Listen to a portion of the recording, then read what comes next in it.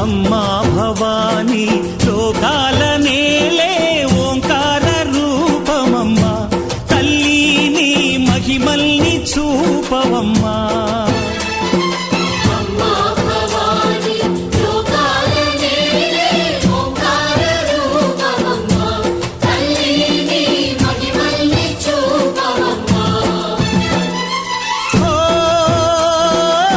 సృష్టికే దీపమా, శక్తికే మూలమా, సింహరథమే నీదమ్మా.